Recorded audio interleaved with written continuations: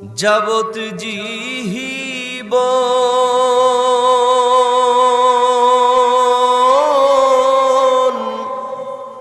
দুই চার মাস বনের কাহান্দন রে হে, ঘরের পরিবারের কান্দন কয়েকদিন পর থাকে না। দুঃখের দরদিহি আমার জনম দুঃখী মা, গর্ভধারিণী মা, জনম দুঃখিনী মা। দুঃখের দরদি আমার জনম দুঃখী মা। কথা বলেন ঠিক কিনা? সন্তান যদি মারা যায়, আত্মীয় স্বজন, পরিবার, এলাকাবাসী কয়েকদিন কান্নাকাটি করার পর সবার কান্না বন্ধ হয়ে যায়, কিন্তু জনম দুঃখিনী মা যতদিন বেঁচে থাকে সন্তানের জন্য চোখের পানি ফেলে। কথা বলেন ঠিক কিনা?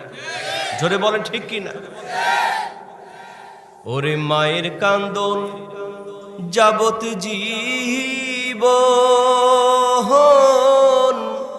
দুই চার মাস বনের কান্দন রে হে, ঘরের পরিবারের কান্দন কয়েকদিন পর থাকে না।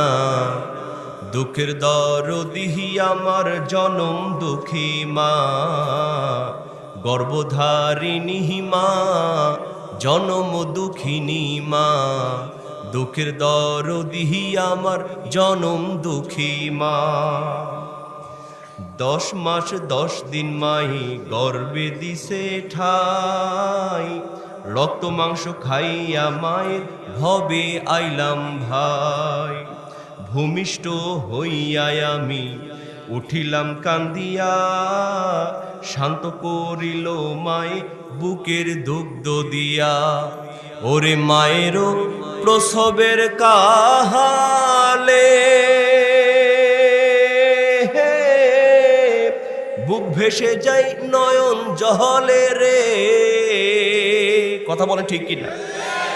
ওরে মায়েরও প্রসবের কালে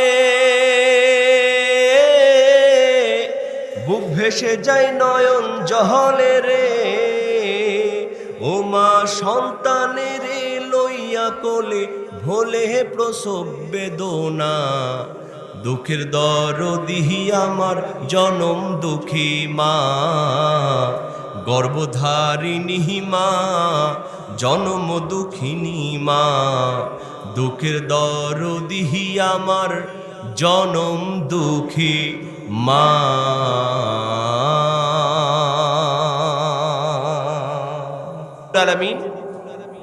এই সূরা বানী ইসরাঈলের 23 নম্বর আয়াতের মধ্যে বলছেন, ওয়াকাযা রাব্বুকা আল্লা তা'বুদু ইল্লা ইয়াহু ওয়া বিল ওয়ালিদাইনি ইহসানা। জোরে কোন সুবহানাল্লাহ।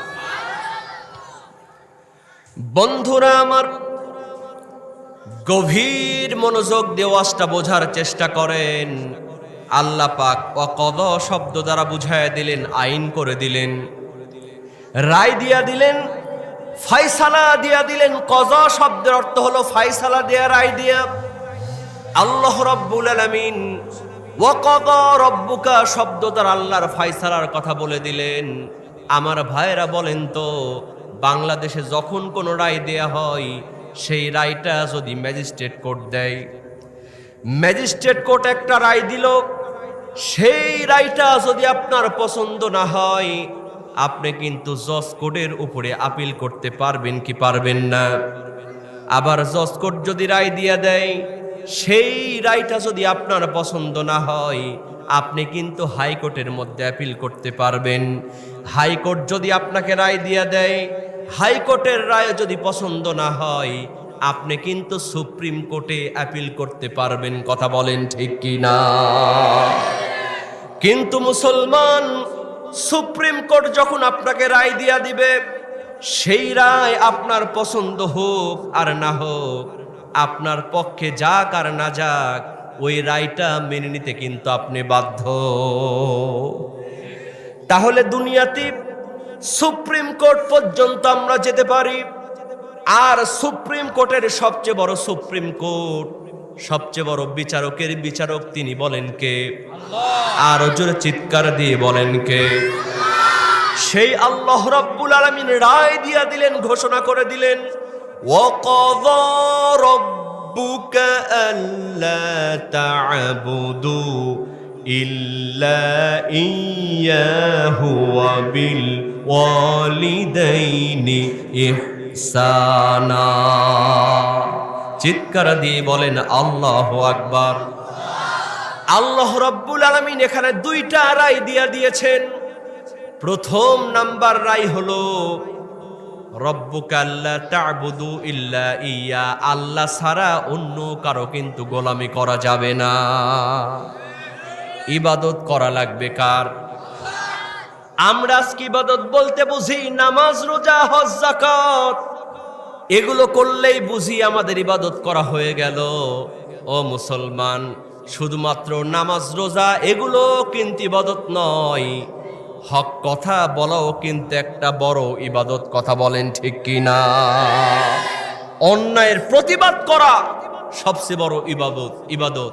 আমরা অনেকেই নামাজ পড়তে পড়তে কপালে একেবারে দাগ করে ফেলেছি, হজ করতে করতে এতবার হজ করেছি গনাও জানি না কয়বার হজ করেছে, কিন্তু যখনই জিহাদের কথা আসে, যখনই কোনো কঠিন বিষয় আসে, তখন বলে না না, এগুলো ফিতনার দিকে যাওয়া যাবে না।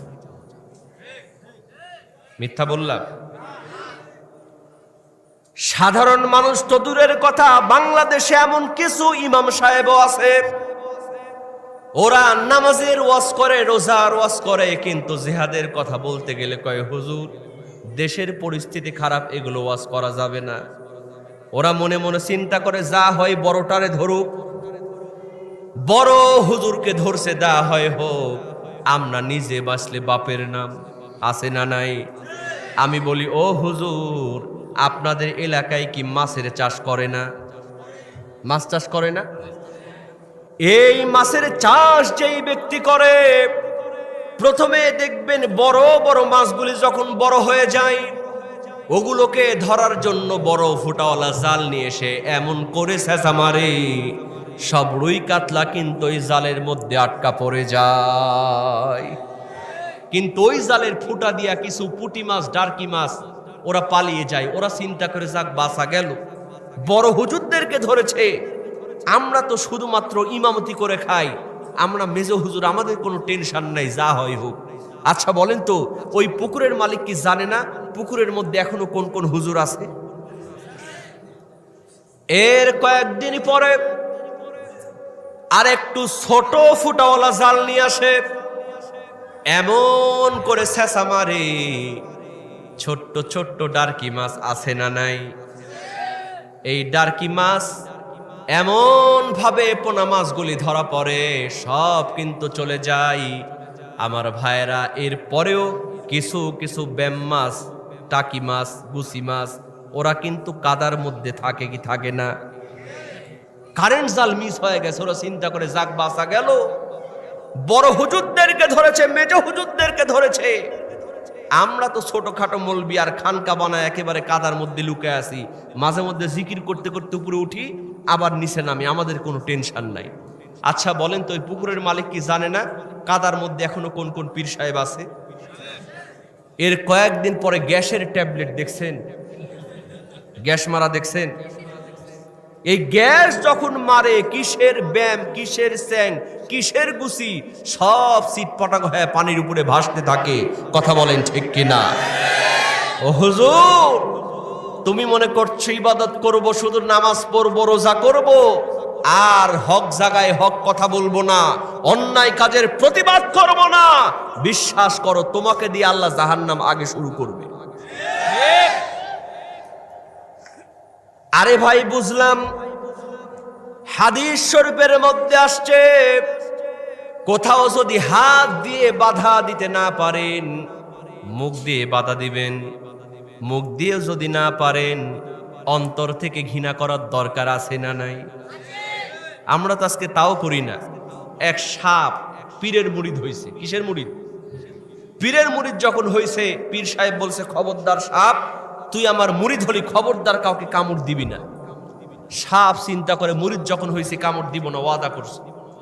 এখন রাতের বেলা এক মুরব্বী লোক চোখে কম দেখে, ও আউর বাঁধতে যাবে, আশেপাশে একটা দড়িও নাই, দেখে সাপ শুয়ে আছে, ওটারে দড়ি মনে করছে। ওই সাপরে দিয়ে দড়ি মনে করে সুন্দর করে আউরের আটি বাঁধছে, বেদে কান্দের মধ্যে করে নিয়ে আসে। সাপ মনে মনে চিন্তা করে, পীরের মুরিদ হয়েছি, তোর কপাল ভালো, তোরে কামড়াবো না, কারণ আমি ওয়াদা করছি, মুরিদ হয়ে গেছে। তো এমন জোরে এনে রাখছে বাড়িতে, ওই সাপের মাজা ভেঙে গেছে। পরের দিন কোন রকম কষ্ট করে সাপ পালায় পীরের দরবারে গিয়ে বলে, পীর সাহেব, কি মুরিদ বানালেন, কি ওয়াদা করালেন, দেখেন আমার মাজা ভেঙে শেষ। করে কি হয়েছে? কই যে বলছেন কামড় দিবি না, আমি তো কামড় দিনে আমার দড়ি মনে করে এমন জোরে আছাড় মারছে, আমার মাজা ভেঙে গেছে। পীর সাহেব করে, সাপ, তোরে আমি কামড় মারতে নিষেধ করেছি, তোরে তো ফাঁস করতে নিষেধ করি নাই। তুই ফাঁস করলে তো আর এগুলো হতো না, তোকে আর দড়ি মনে করতো না। কথা বলেন ঠিক কিনা? মুসলমান, সারা বাংলাদেশের এত মসজিদ, এত মাদ্রাসা, সব হুজুররা মিলে যদি একবার আল্লাহু আকবারের ধ্বনি দেয়, কোরআনের পাখিকে আজকে খাঁচার মধ্যে থাকতে হতো না। কথা বলেন ঠিক কিনা? এই কথা বললেও আবার বিপদ। আজকে হুজুরদের এমন এক জায়গায় ব্যথা, ওখানে মলম দেওয়ারও কোনো ব্যবস্থা আছে? ওই যে মমতাজের একটা গান আছে না, ওরে মনে যদি পছন্দ ধরে, গন্ধ কিরে পাওয়া যায়, চোখে তারে যায় না দেখা, মলম দিহিবি কোন জায়গায়। আজকে এমন এক জায়গায় ব্যথা হয়, ওখানে মলম দেওয়ারও ব্যবস্থা নাই। কথা বলেন ঠিক কিনা? তাহলে মুসলমান বুঝতে হবে, শুধু নামাজ পড়া, রোজা করা, হজ করা, যাকাত দেওয়ার নাম কিন্তু ইবাদত নয়। কারণ বিশ্ব নবীজি ইসলামের প্রথম যুদ্ধ, বদরের যুদ্ধ, সাহাবারা সবাই নামাজ পড়েন, যাকাত দেন, সাহাবারা সব সময় মসজিদ ইবাদত করেন। আল্লাহর নবী ডাক দিয়ে বললেন, সাহাবারা রে, এখন আর শুধু নামাজ পড়লে চলবে না, অন্যায়ের প্রতিবাদ করার দরকার আছে না নাই? বিশ্বনবীজি পেরেশানি হয়ে গেলেন, কারণ এই যুদ্ধ ইসলামের প্রথম যুদ্ধ। এক পরিবার থেকে পিতা ইসলাম কবুল করেছে, পুত্র ইসলাম কবুল করে নাই। এক ভাই ইসলাম কবুল করেছে, আর এক ভাই ইসলাম কবুল করে নাই। বিশ্ব নবীজি চিন্তা করলেন, সাহাবাদেরকে যুদ্ধের ময়দানে উদ্বুদ্ধ করবেন কেমনে? ও আমার মুসলমান ভাইরা, খেয়াল করেন, আল্লাহর নবী যখন এরকম চিন্তিত, এমন সময় একজন সাহাবী হযরতে মিকদাদ রাদিয়াল্লাহু তাআলা আনহু, তিনি ডাক দিয়া বলেন, ইতাদাবনা ইয়া রাসূলুল্লাহ হাইথুমা তাশা আই হাইথুমা আমারাকাল্লাহ। চিৎকার দিয়ে বলেন আল্লাহু আকবার। হযরতে মিকদাদ রাদিয়াল্লাহু তাআলা আনহু সঙ্গে সঙ্গে বললেন, নবী আপনি চিন্তা করবেন না, টেনশন করবেন না, আমরা মুসা আলাইহিস সালামের কওমের মতো বলবো না। ফাকালা বানু ইসরাঈল লিমূসা আলাইহিস সালাম, ইযহাব আনতা ওয়া রাব্বুকা ফাকাতিলা ইন্না হাহুনা কাঈদুন। নবী গো, আমরা মুসা আলাইহিস সালামের কওমের মতো বলবো না, ও মুসা, তুমি আর তোমার আল্লাহ মিলে যুদ্ধ করো, আমরা এখানে বসে থাকি। বরং আমরা বলবো, আপনি আমাদের নিয়ে চলুন, আমরা কাফেরদের বিরুদ্ধে, মুনাফিকদের বিরুদ্ধে লড়াই করে যাব। ততক্ষণ পর্যন্ত মাদামাত আইনুম মিন্না তাবাররা, যতক্ষণ পর্যন্ত একটা চোখের পলক পড়বে, যতক্ষণ পর্যন্ত একটা চোখের পাতা নড়বে, আমরা ততক্ষণ পর্যন্ত কাফেরদের বিরুদ্ধে লড়তে থাকব। চিৎকার দিয়ে বলেন সুবহানাল্লাহ। আমার ভাইয়েরা, আল্লাহর নবী সাহাবাদের মনের অবস্থা যখন এরকম দেখলেন, বিশ্বনবীজি বললেন, সাহাবারা, তোমাদের মনের অবস্থা যখন এই, কুমু বিনা ইলা জান্নাতি। চিৎকার দিয়ে বলেন সুবহানাল্লাহ। বিশ্বনবীজি বললেন, ও সাহাবারা, আর দেরি করো না, চলো আমার সঙ্গে জান্নাতের দিকে। যেই জান্নাতের প্রশস্ততা কারদুহা কারদিস সামাওয়াতি ওয়াল আরদ, এই আকাশ এবং জমিনের চাইতে অনেক বেশি। সুবহানাল্লাহ বলবেন না? এই কথা যখন বিশ্বনবীজি বললেন, এমন সময় একজন যুবক তিনি খুরমা খাচ্ছিলেন, খুরমা খেয়ে ফেলে দিয়ে বললেন, ইয়া রাসূলুল্লাহ, ইয়া হাবিবাল্লাহ, জান্নাতে যেতে আমি যদি খুরমা খেতে থাকি আমার দেরি হয়ে যাবে। হাতের খুরমা ফেলে দিয়ে ওই যুবক জিহাদের ময়দানে ঝাঁপায়া পড়লেন। আমার ভাইয়েরা, তাহলে বলেন তো, শুধু নামাজ রোজা দিয়ে কি জান্নাত পাওয়া যাবে? আল্লাহ রাব্বুল আলামিন কোরআনে বলছেন, আম হাসিবতুম আন তাদখুলুল জান্নাতা ওয়ালাম্মা ইয়া'লামিল্লাহুল্লাযীনা জাহাদু মিনকুম ওয়া ইয়া'লামাস সাবিরিন। চিৎকার দিয়ে বলেন আল্লাহু আকবার। আল্লাহ রাব্বুল আলামিন বললেন, তোমরা কি মনে করো এমনে এমনে তোমরা জান্নাতে যাবে? না না, আল্লাহ পাক দেখবেন তোমাদের মধ্যে কারা যুদ্ধ করে, সংগ্রাম করে, আর তোমাদের মধ্যে কারা ধৈর্য ধারণ করে। চিৎকার দিয়ে বলেন সুবহানাল্লাহ। তাহলে ইবাদত করার নাম শুধু নামাজ রোজা নয়। আপনি যেখানে যে অবস্থাতে আছেন, ইসলামকে টিকিয়ে রাখার জন্য আপনার সময় দেয়া, আপনার শ্রম দেয়া, আপনার অর্থ দেয়া, সবকিছুর নামই কিন্তু ইবাদত। কথা বলেন ঠিক কিনা? আল্লাহ রাব্বুল আলামিন এখানে বলছেন, আল্লাহ তা'বুদু, ও বান্দা ইবাদত করবা, কিন্তু আমি আল্লাহ ছাড়া অন্য কারো সঙ্গে শিরিক করবা না। আল্লাহ ছাড়া অন্য কাউকে ইলাহ হিসেবে ডাকা যাবে না।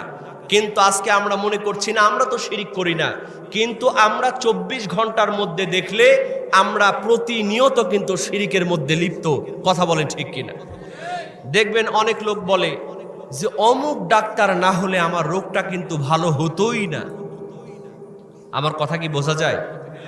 এরকম বলে কি বলে না? এরকম বলে কি বলে না? আবার অনেকে মনে করে যমজ কলা খেলে ডবল বাচ্চা হয়। এরকম আছে না? এই না না না, যমজ কলা খাস না, তাহলে তো 2টা বাচ্চা হবে। আমি যে জীবনে কত যমজ কলা খাইছি, কারণ ওইটা কিন্তু ফ্রি পাওয়া যায়। বিশ্ববিদ্যালয়ে যখন পড়তাম খুঁজে খুঁজে বের করতাম কোনটা যমজ, ওইটাকে আগে নিতাম, একটা ফ্রি পাওয়া যায়। আর যদি এর কারণে একসাথে 2টা হয়, তাহলে তো একবারে 2 ঝামেলা গেল। কথা কোন ঠিক কিনা? তো এরকম যদি কেউ মনে করে, বলেন তো আর ঈমান কি থাকবে? আবার অনেকেই বলে একবারের বেশি, একবার ভাত নিলে কিন্তু ক্ষতি হয়, 2বার ভাত নেওয়া লাগে। এরকম কথা বিশেষ করে মেয়েদের মধ্যে আছে না নাই? অমুক দিনে বাঁশ কাটা যায় না। বিশ্বাস করেন মুসলমান, এই সমস্ত বিষয়গুলো যদি আপনার মধ্যে থাকে, যতই নামাজ পড়েন, রোজা করেন, হজ করেন, যাকাত দেন, আপনার ইবাদত আল্লাহর দরবারে কবুল হবে না। বাংলাদেশে এমনও স্বামী আছে, বউয়ের একের পর এক বাচ্চা হয়, প্রত্যেকটাই মেয়ে। একবারেতে গিয়ে দেখলাম 60টা মেয়ে। মানে ছেলে নেওয়ার জন্য বারবার বারবার বাচ্চা নিতে নিতে 60টাই মেয়ে হয়েছে, রাগ করে বউরে দিছে তালাক। নাউজুবিল্লাহ কবেন না? আবার অনেকের সন্তান হয় না, মেয়েদেরকে কটাক্ষ করে, নেগলেক্ট করে, তাদেরকে খারাপ চোখে দেখে। এরকম প্লেয়ার আছে না নাই? বিশ্বাস করেন, আজকে কিছু কথা শিখে যান, বাস্তব জীবনে অনেক শুনবেন। অত্যন্ত গুরুত্বপূর্ণ আলোচনা হচ্ছে, কথা বুঝতে পারছেন? কারো যদি বারবার মেয়ে হয়, অথবা বাচ্চা না হয়, অথবা বারবার ছেলে হয়, আপনার যদি সামান্যতম একটু খারাপ লাগে অন্তরে, বুঝতে হবে আপনার কোনো ইবাদত আল্লাহর দরবারে কবুল হয় না। কারণটা হলো, আল্লাহ রাব্বুল আলামিন স্পষ্ট করে পবিত্র আল কোরআনুল কারীমের মধ্যে বলে দিলেন, সন্তান দেয়ার মালিক একমাত্র আল্লাহ। সুবহানাল্লাহ বলবেন না? লিল্লাহি মুলকুস সামাওয়াতি ওয়াল আরদ ইয়াখলুকু মা ইয়াশা ইয়াহাবু লিমান ইয়াশাউ ইনাসা ওয়া ইয়াহাবু লিমান ইয়াশাউ الذكور أو يزوجهم ذكرانا وإناثا ويجعل من يشاء عقيما إنه عليم قدير চিৎকার দিয়ে বলেন আল্লাহু আকবার। আল্লাহ রাব্বুল আলামিন বলেন ইয়াহাবু লিমান ইয়াশাউ ইনাসা, ওয়াহাবা ইয়াহাবু মানে হলো দান করা। সুবহানাল্লাহ বলবেন না? আল্লাহ পাক যাকে ইচ্ছা তাকে কন্যা সন্তান দান করেন। ওয়াহাবু লিমান ইয়াশাউ যুকুর, আর যাকে ইচ্ছা আল্লাহ ছেলে সন্তান দান করেন। আও ইউজাউযুহুম যুকরানা ওয়া ইনাসা, আর আল্লাহ যাকে ইচ্ছা তাকে ছেলেও দেন মেয়েও দেন। ওয়ায়াজআলু মান ইয়াশাউ আকিমা, আকিম শব্দের অর্থ হলো বন্দা। আল্লাহ পাক যাকে ইচ্ছা তারে বন্দা বানায় দেন। সমস্ত ক্ষমতা জোরে বলেন কার হাতে? এটাকে আমার বানানোর কথা বললাম? তাহলে বুঝতে হবে সন্তান দেয়া না দেয়া, ছেলে দেয়া মেয়ে দেয়া, যাই হোক না হলেও আপনার মুখে থাকবে আলহামদুলিল্লাহ। কথা কি মনে থাকবে? এর যদি ব্যতিক্রম করেন আপনার নামাজ রোজা যতই মসজিদে দান করেন একটা দানও আল্লাহর দরবারে কবুল হবে না। আল্লাহ পাক সে কথাতেই বলছেন ওয়াকাযা রাব্বুকা আল্লা তা'বুদু ইল্লা ইয়া, বান্দা তোমাদের জন্য ফয়সালা হয়ে গিয়েছে একমাত্র আল্লাহর ইবাদত করবা, আল্লাহ ছাড়া অন্য কারো ইবাদত করা যাবে। আফসোস লাগে আজকে সামান্য ক্ষমতা পেয়ে আমরা আল্লাহকে ভয় করি না, আমরা ভয় করি নেতাকে। আছে না নাই? আছে না নাই? এই কথাগুলি মাহফিলের মধ্যে বলতেও নিষেধ করে। আমার ভাইয়েরা বলেন তো আওয়ামী লীগের মধ্যে ভালো নেতা আছে না নাই? বঙ্গবন্ধু শেখ মুজিবুর রহমান তার সেই বিখ্যাত ভাষণের মধ্যে বলেছিলেন এদেশের মানুষকে মুক্ত করেই ছাড়বো ইনশাআল্লাহ। সুবহানাল্লাহ বলবেন না? তাহলে যেই মানুষটা ইনশাআল্লাহ বলতে পারে আর যাই হোক এই মানুষটা ইমানদার না হয়ে পারে না। আর তার কন্যা জননেত্রী শেখ হাসিনা, আলহামদুলিল্লাহ বলবেন না? তাকে গত বছর সংসদ একজন সদস্য একজন এমপি প্রশ্ন করলো, প্রধানমন্ত্রী যুবকেরা ঘুম থেকে উঠে বউ খুঁজে, ছোট বাচ্চারা ঘুম থেকে উঠে মাকে খুঁজে, আমি এমপি মহোদয় ঘুম থেকে উঠে মোবাইল খুঁজি। প্রধানমন্ত্রী শেখ হাসিনা, আমার প্রশ্নটা হলো আপনি ঘুম থেকে উঠে কি খোঁজেন? এই প্রশ্ন কি সংসদে আপনারা শুনেন নাই? প্রধানমন্ত্রী শেখ হাসিনা সঙ্গে সঙ্গে এমপিকে জবাব দিয়ে দিয়েছেন, আমি ঘুম থেকে উঠে সর্বপ্রথম খুঁজি নামাজের জন্য যাই নামাজটা কোথায়। তাহলে বুঝতে হবে যেই দেশের প্রধানমন্ত্রী ঘুম থেকে উঠে যাই নামাজ খোঁজে, সুতরাং আওয়ামী লীগ হবে যারা 5 ওয়াক্ত নামাজি আগে হবে তারা। চিৎকার দিয়ে বলেন কথা ঠিক কিনা? প্রধানমন্ত্রীর কোনো দোষ নাই, দোষ হলো এদের পেছনে কিছু টাকলা মুরাদের জন্ম হয়েছে। কথা বলেন ঠিক কিনা? আহা, আমরা দোয়া করি আল্লাহ পাক তাকে যেন হেদায়েত দেন। সকলে বলুন আমিন, জোরে বলেন আমিন। বন্ধুরা আমার খেয়াল করেন, এজন্য ভয় শুধু আল্লাহকে করতে হবে, আল্লাহ ছাড়া অন্য কাউরে ভয় করা যাবে না। এটার নাম হলো ইবাদত। বলেন সুবহানাল্লাহ।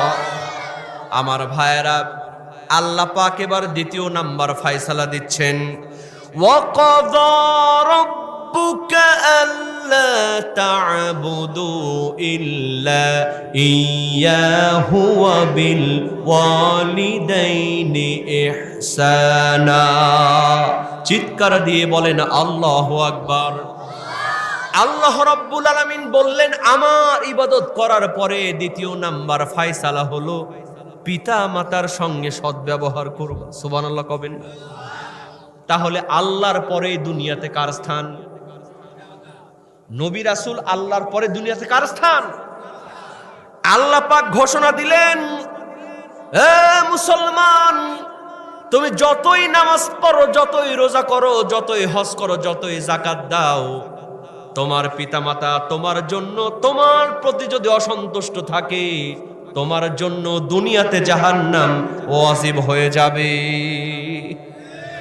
যারা পিতামাতার সাথে অবাধ্যতা হয়, পিতামাতার সঙ্গে খারাপ ব্যবহার করে, বিশ্বাস করেন ওদের শাস্তি আল্লাহ দুনিয়াতে দেয়। বিশ্বাস হয় আপনাদের? ওদের শাস্তি দুনিয়াতে হয়। কারণ বিশ্বনবীজির একজন সাহাবী হযরতে আলকামা রাদিয়াল্লাহু তাআলা মৃত্যুর যন্ত্রণা শুরু হয়ে গেছে, আযাব হচ্ছে, সাহাবারা কালিমা পড়ছেন, মুখ দিয়ে কালিমা বের হয় না, নাউজুবিল্লাহ কর। আল্লাহর নবীর কাছে প্রশ্ন করা হলো, ইয়া রাসূলুল্লাহ, ইয়া হাবিবাল্লাহ, আলকামা এত বড় একজন সাহাবী, কোনদিন নামাজ ছেড়ে দেয় নাই, রোজা ছেড়ে দেয় নাই। ইয়া রাসূলুল্লাহ, আলকামার মৃত্যুর যন্ত্রণা শুরু হয়ে গেছে নবী গো, কিন্তু আলকামার জবান দিয়ে কেন কালিমা বের হয় না? আল্লাহর নবী সঙ্গে সঙ্গে বললেন, সাহাবারা তোমরা কি জানো আলকামার কি পিতামাতা কি বেঁচে আছে নাকি? সাহাবারা বললেন, ইয়া রাসূলুল্লাহ, আলকামার একজন বৃদ্ধা মা আছে। বিশ্ব নবীজি বললেন, তাড়াতাড়ি চলে যাও, আলকামার মায়ের কাছে গিয়া খবর নাও, আলকামার মা সন্তানের প্রতি রাজি আছে নাকি। সাহাবারা চলে গেলেন। মাকে, বৃদ্ধা মা বললেন, মা তোমার সন্তানের মৃত্যু যন্ত্রণা, কষ্ট হচ্ছে, কালিমা পড়তে পারছে না, তুমি কি সন্তানের প্রতি রাজি খুশি? সঙ্গে সঙ্গে মা চোখের পানি ছেড়ে দিয়ে বলে, আমার আলকামা নামাজ পড়েছে, দান করেছে, যুদ্ধের ময়দানে অংশগ্রহণ করেছে, কিন্তু আমি মায়ের সঙ্গে আমার আলকামা ভালো ব্যবহার করত না, আমি তার প্রতি রাজি খুশি না। সঙ্গে সঙ্গে বিশ্বনবীজি বললেন, ও মা, তোমার সন্তানকে তুমি মাফ করে দাও। মা মাফ করবে না, মা রেগে আছে। আল্লাহর নবী বললেন, সাহাবারা তাহলে চলে যাও, কয়েকটা খড়ি নিয়ে আসো, আগুন জ্বালায় দাও, আর আলকামার জীবন্ত আগুনে তাকে পুড়ায় দাও। কারণ আলকামার যেই কষ্ট এই মুহূর্তে হচ্ছে, আলকামাকে আগুন দিয়া পুরালেও এত কষ্ট কিন্তু হবে না। যতই বলেন মায়ের মন, খড়ি এনে আগুন যখন ধরানো হলো, আলকামার মা, মায়ের মন কিন্তু নরম। আপনি যতই গালমন্দ করেন না কেন, একটা বার যদি মায়ের হাত ধরে মাপ চান, মা অনেক অন্যায় করেছি, মা জীবনের জন্য তুমি মাফ করে দাও, এমন কোন মা পৃথিবীতে নাই যেই মা সন্তানকে মাফ করবে না। আলকামাকে আগুনে পোড়ানো হবে দেখি মা চোখের পানি ছেড়ে দিয়ে বলে, ও সাহাবারা, তোমরা আগুনে পুড়িও না, আমার সন্তানকে চিরজীবনের জন্য আমি মা মাফ করে দিলাম। মা যেমন এই মাফ করে দিলাম শব্দ মুখ দিয়ে বের করেছে, অন্য দিক থেকে আলকামার জবান দিয়ে বের হয়ে গিয়েছে কালজয়ী কালিমা লা ইলাহা ইল্লাল্লাহু মুহাম্মাদুর রাসূলুল্লাহ সাল্লাল্লাহু আলাইহি ওয়াসাল্লাম। আজকে আমরা বিভিন্ন জায়গায় ওয়াজ করতে যাই, কই হুজুর, অনেক মা অভিযোগ করে, বৃদ্ধ পিতা অভিযোগ করে, আমার সন্তান বউয়ের কথা শুনে আমার উপরে অত্যাচার করে। আমি বলি, অবশ্যই পিতামাতাকে সদ্ব্যবহার করতে হবে, কিন্তু পিতামাতারও কিছু দোষ আছে না নাই? এই যে কথা কয় না, আপনি যদি আপনার সন্তানকে ছোটবেলাতে কোরআন শিক্ষা না দেন, আপনার সন্তানকে যদি ছোটবেলাতে ইসলাম শিক্ষা না দেন, ওই সন্তান বড় হলে মুত্তাকি হবে না, মাস্তানা হবে। কি হবে? আমার ভাইয়েরা, আজকে আফসোস লাগে, অনেক বাবা মা গর্ব করে বলে আমার সন্তান কেজি ওয়ানে পড়ে, অনর্গল ইংরেজি বলতে পারে, কিন্তু আপনি যদি জিজ্ঞেস করেন তোমার সন্তান কালিমা পারে কিনা, জবাব আসবে না। ইংলিশ প্রাইভেটের জন্য হাজার হাজার টাকা খরচ করে, কিন্তু মসজিদের মুয়াজ্জিন কোরআন শরীফ পড়ায় 50 টাকাও মাস শেষে দেয় না, এরকম আছে না নাই? আবার অনেকেই দেওয়ার সময় গাই, মিয়া জানো না কোরআন শরীফ পড়ায় টাকা নেওয়া জায়েজ নাই? আহা, আমার ভাইয়ের, আচ্ছা বলেন তো, এই যে করোনার টিকা দেয়া হচ্ছে, এটা কি সুস্থ মানুষের জন্য টিকা না অসুস্থ মানুষের জন্য? এই যে ভুল করলেন। কেউ যদি অসুস্থ থাকে ওরে কি টিকা দেয়া হবে? সুস্থ মানুষের জন্য টিকা, যাতে করে ওর আর পরবর্তীতে করোনা না হয়। ঠিক তেমনি ভাবে ছোট্টবেলাতেই আপনার সন্তানকে যদি কোরআনের টিকা না দেন, আপনার সন্তানকে নামাজ, রোজা, হজ, যাকাত যদি না শেখান, ওই সন্তান বড় হলে কোনোদিন মুত্তাকি হতে পারে না। কারণটা হলো, বড় পীর আব্দুল কাদের জিলানী রাহমাতুল্লাহি আলাইহি, আমার ভাইয়েরা বলেন তো, এই বড় পীর আব্দুল কাদের জিলানী সাধারণ পীর ছিলেন না বড় পীর ছিলেন? আমার ভাইয়েরা, বাংলাদেশে কিন্তু দুই ধরনের পীর আছে না নাই? এক নাম্বার পীর হলো হক্কানি পীর, ওদের বিরুদ্ধে আমাদের কোনো কথা নাই। কিন্তু দুই নাম্বার পীর হলো, ওরা হলো ভণ্ড পীর, আছে না নাই? মাথায় জট পাকতে পাকতে মহাজট হয়ে গিয়েছি, উকুন থাকতে থাকতে উকুন পর্যন্ত বিরক্ত। উকুন কয়, বেটা তুই চুল কাটবি না আমারে প্রমোশন দিবি? তুই যদি চুল না কাটিস সব সারপোকা হয়ে গেল, সব সারপোকা হয়ে গেছে। উপরের যদি এমন অবস্থা হয়, নিচের অবস্থা কি আল্লাহই ভালো জানে। এরা আবার ডুগডুগি বাজায়, গান গায়, কয় নাচাও যায় আছে দলিল। ওরা সূরা নাস তেলাওয়াত করে শোনায়। আল্লাহ বলছেন, কুল আউযু বিরাব্বিন নাস, মালিকিন নাস, ইলাহিন নাস। আল্লাহ এত জায়গায় নাচতে বলছে, আর তোমরা কওমিয়ে নাচা যাবে না?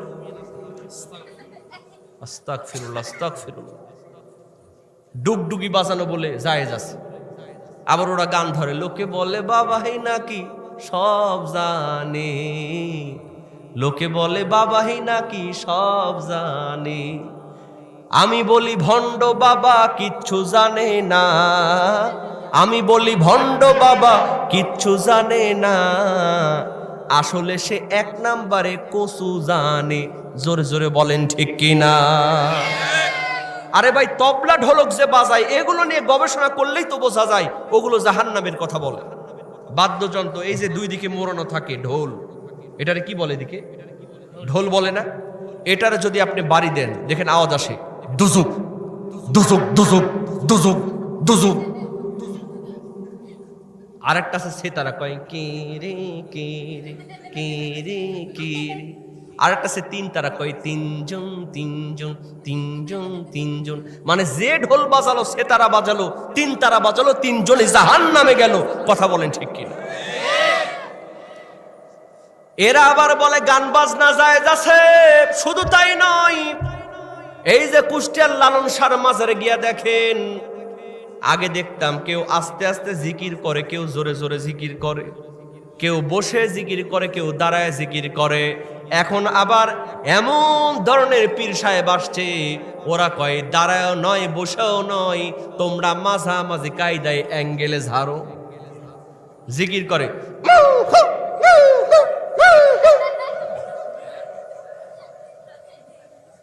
এইটা বলে জিকির। নাম দিয়েছে গোসল বাবা, 30 বছর হয়ে গেছে গোসল করে না।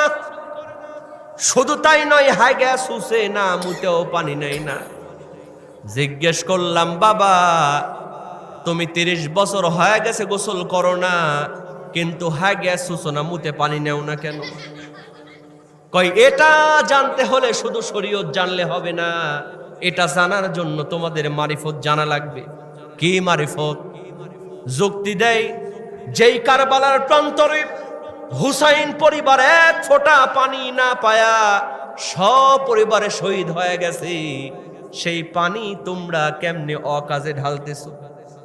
যেহেতু হুসাইন পরিবার পানি না পায়া শহীদ হয়েছে, এজন্যই পানি দিয়া আমরা হাই গ্যাস হুসি না, মুতেও পানি নিই না। এগুলো সব ধান্দাবাজ। এগুলোর দরবারে আবার অনেকে যায়, পিতা মাতাকে একটা খাবারও দেয় না, ভিন্ন করে দিছে, বাবার দরবারে খাবার নিয়ে যায়। এরকম প্লেয়ার আছে না নাই? বন্ধুরা আমার খেয়াল করেন, বড় পীর আব্দুল কাদের জিলানী এত বড় পীর ছিলেন, তিনি যেই জিলান নগরীতে বাস করতেন, সেই জিলান নগরীতে একজন বিখ্যাত চোর বাস করত। যেখানে ভালো মানুষ থাকে ওখানে কিন্তু খারাপ মানুষও থাকে কি থাকে না? এই চোর চিন্তা করলো, সারা জীবন চুরি করেছি, কোনোদিন ধরা পড়ি নাই, আজকে আমি বড় পীর আব্দুল কাদের জিলানীর বাড়িতে চুরি করব। যদি আমি ধরা পড়ি তাহলে মনে করব এটা অরিজিনাল পীর, আর যদি ধরা না পড়ি তাহলে মনে করব এটা ফরমালিন দিয়া পাকানো পীর। এই চিন্তা করে গভীর রজনীতে চোর বড় পীর আব্দুল কাদের জিলানীর বাড়িতে চলে গিয়েছে। আস্তে করে দরজা খুলে ভেতরে গিয়া দেখে বড় পীর আব্দুল কাদের জিলানী খাটের মধ্যে শুয়ে আছে। চোর একটা বস্তা নিয়ে অনেকগুলা মালপত্র বস্তার মধ্যে ঢুকায়া যেমন কান্দে নিয়ে দরজার সামনে চলে আসলো, অটোমেটিক দরজা বন্ধ হয়ে গেল। বলেন সুবহানাল্লাহ। চোর ঘাট থেকে বস্তা নামায় রাখে, আবার অটোমেটিক দরজা খুলে যায়। আবার যখন মালপত্র কান্দে নেয় অটোমেটিক দরজা বন্ধ হয়ে যায়। চোর চিন্তা করে সর্বনাশ, এ তো সাধারণ পীর নয়, পীরের কেরামতি আছে, সুতরাং আর দেরি করা যাবে না। মালপত্র রেখে দিয়ে যেমন পালাতে যাবে, এখন মালপত্র রাখার পরেও অটোমেটিক দরজা বন্ধ হয়ে গেছে, দরজা খোলে না। চোর চিন্তা করে সর্বনাশ, এই দরজা লাগছে, এটা টানাটানি করে লাভ নাই, কারণ দরজা লাগিয়েছেন কে? জোরে বলেন কে? ওয়াকানা হাক্কান আলাইনা নাসরুল মুমিনিন। কেউ যদি আল্লাহর দিকে হয়ে যায়, আল্লাহ তার জন্য সাহায্যের জন্য ওয়াজিব হয়ে যায়, যথেষ্ট হয়ে যায়। কথা বলেন ঠিক কিনা? চোরের কিন্তু বুদ্ধি বেশি। চোর দেখলো এটা ঠেলাঠেলি করে লাভ নাই, বুদ্ধি খাটানো লাগবে। চোর বড় পীর আব্দুল কাদের জিলানীর চোখের নিচে শুয়ে পড়েছে, আর মনে মনে চিন্তা করে আর কিছুক্ষণ পরে তাহাজ্জুদের নামাজের সময় হয়ে যাবে। পীর সাহেব নিশ্চয় তাহাজ্জুদ পড়ার জন্য যখন পুকুর ঘাটে ওযু করতে যাবে, আমি চোর আস্তে করে বাড়ি থেকে পালায়া যাব। চকির নিচে বিখ্যাত চোর আর চকির উপরে বিখ্যাত পীর সাহেব চিৎকার দিয়ে বলেন সুবহানাল্লাহ। তাহাজ্জুদের সময় হয়ে যায়, আহা, পীর সাহেব ঘুম থেকে উঠে না। চোর চকির নিচ থেকে চিন্তা করে সর্বনাশ, এত বড় পীর সাহেব এখন তো দেখি তাহাজ্জুদের নামাজ পড়ে না, ব্যাপার কি? এরকম প্লেয়ার আছে না নাই? কিছু হুজুরদের ভুল ধরা প্লেয়ার আছে না? দেখবেন হুজুররা যদি জোরে জোরে হাঁটে, ওরা চা স্টলে বসে বিড়ির মধ্যে টান দেওয়ার কয় নিশ্চয়ই হুজুরের কারো বাড়িতে দাওয়াত আছে, এজন্য হুজুর জোরে জোরে হাঁটতেছে। হুজুর যদি আস্তে আস্তে হাঁটে, কয় এমন খাওয়া খাইছে পরের বাড়ি খায় লুটতে পারে না। হুজুর যদি এদিক ওদিক থাকে, হুজুরের নজর খারাপ। এরকম রুমাল দিয়ে যদি মাথায় ঘোমটা দিয়ে থাকবে, দেখো ভীমরতিয়ে ধরছে। চা স্টলে বিড়ি ফোকে আর হুজুরদের ভুল ধরে, আছে না নাই? আহা, এখানেও আছে নাকি? না, এখানকার মানুষ ভালো, আলহামদুলিল্লাহ বলে। তো চোর চিন্তা করলো সর্বনাশ, এত বড় পীর তাহাজ্জুদ পড়লো না, ব্যাপার কি? সমস্যা নাই, আর একটা অপশন আছে, আর কিছুক্ষণ পরে হবে ফজরের আজান। আজান যখন হয়ে যাবে, তাহাজ্জুদ না পড়লেও কিন্তু ফজরের নামাজ মিস করবেন না। নামাজ পড়ার জন্য যখন মসজিদে চলে যাবে, আমি চোর আস্তে করে পালায়া যাব। চোর খুব মুড নিয়ে আছে। আমার ভাইয়েরা, ফজরের সময় যখন ঘনিয়ে গেল, মসজিদ থেকে আজান আসে না নাই? আসসালাতু খায়রুম মিনান নাওম,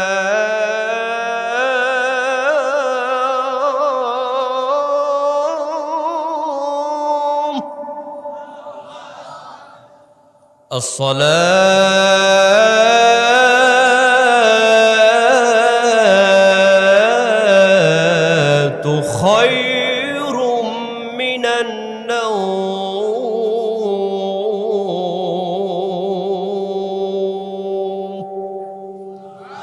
আজান শুনতে ভালো লাগে না খারাপ লাগে?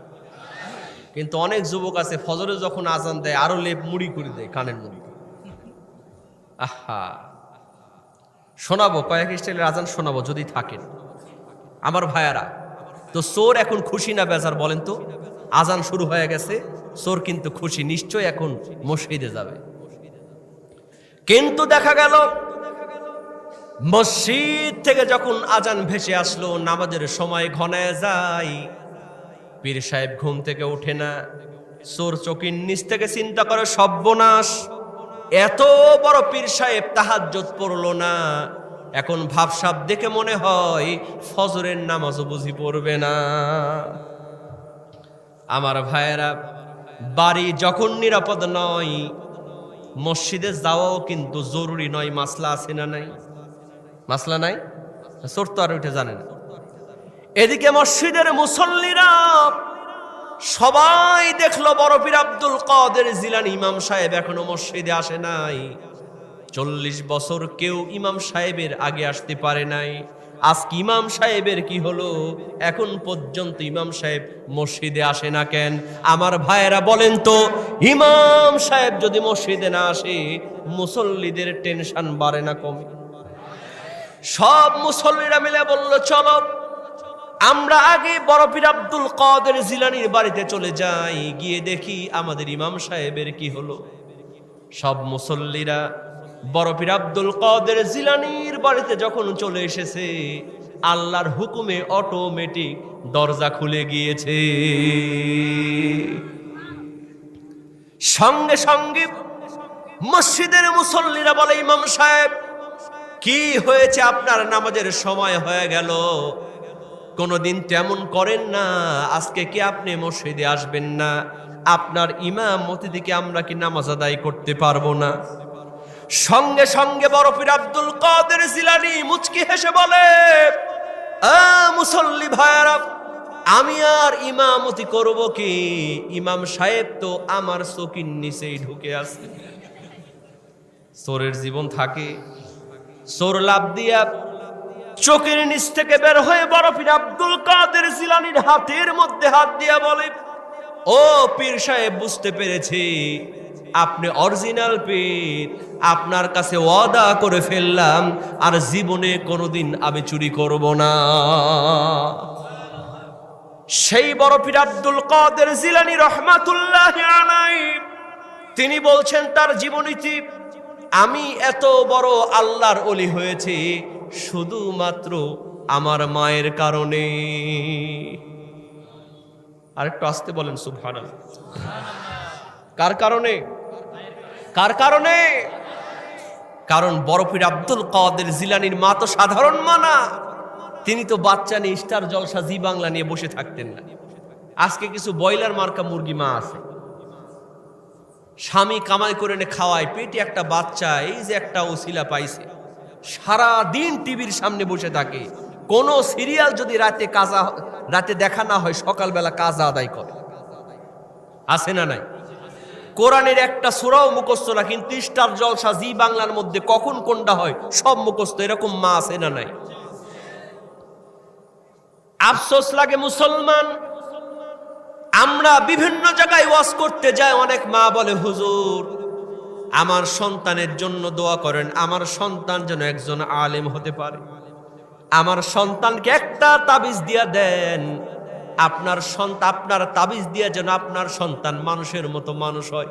শুধু তাবিজ চাই, তাবিজ চাই। এই সিলেটে গেলে শুধু কয় হুজুর তাবিজ দেন, কারণ বাংলাদেশের মেয়ের একটু তাবিজ বেশি পছন্দ করে। কথা কোন ঠিক কিনা? এজন্য বাংলাদেশে আবার গানও তৈরি হয়, ও মন বানিয়া বন্ধু রে একটা তাবিজ বানায়া দে। নাউজুবিল্লাহ কবেন না? আচ্ছা বলেন তো, তাবিজ দিয়া কি সব সময় কাজ হয়? এই যে এইচএসসি পরীক্ষা হলো, এক যুবক ইমাম সাহেবকে বলছে, হে হুজুর ইমামতি করেন, বেশি কথা বললে কিন্তু চাকরি নট করে দিব, তাড়াতাড়ি একটা তাবিজ দেন যেন পরীক্ষাতে ভালো করে লিখতে পারে।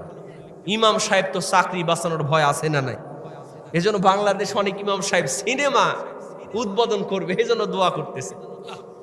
দেখেন না আপনারা, ফেসবুকে ভাইরাল হয়েছে, মানে সিনেমা উদ্বোধন করবে, নায়ক নায়িকা বসা। আসলে হুজুর পড়ছে বিপদে। কি পড়ছে? অনেক নেতার জানাজা পরে আমাদেরকে ঢাকা শহরে গেলে বলে, হুজুর ঢাকা শহরে ইমামতি করা খুব কঠিন, তো ইচ্ছা নাই, সারা জীবন ইসলাম বিরোধী কাজ করেছে, এখন মারা গেছে, এখন জানাজা পড়াতে হবে, খালি আল্লাহু আকবার বলি, যতক্ষণ পারি খালি বরদোয়া দিই সমান তালে। আমার ভাইয়ের এত সহজ নয়। ইমাম সাহেবেরও বিপদে বড়, কোন রকম বিপদ দেখে কয় হুজুর তাবিজ দেন, তাবিজ লিখে দিয়েছে। পরীক্ষার হলে বসে যুবক দেখে যা ছিল আরো সর্বনাশ হয়েছে, একটাও কমন নাই। ও চিন্তা করে হুজুর যত দোষ নন্দ সব